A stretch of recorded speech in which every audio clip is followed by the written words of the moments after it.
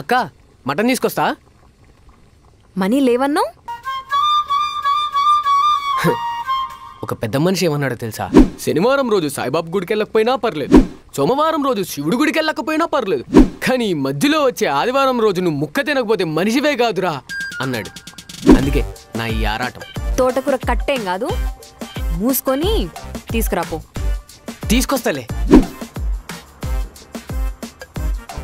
అన్న. ఒక అర్ధ కిలో మటన్ కొట్టన్నా. కూర మాత్రం మెత్తగా ఉండాలి, బొక్క మాత్రం మస్తుగా ఉండాలి. తింటే మర్చిపోలేడు సార్. నెంబర్ 1 కొట్టిస్తా, మెత్తడి బొక్కలు కొట్టిస్తా. ఓకేనా?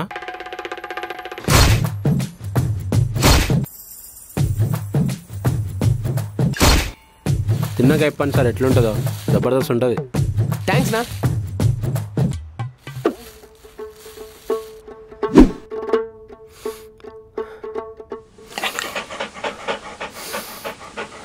వాసన రావట్లేదేంటి? అసలు ఇది వంట చేస్తుందా?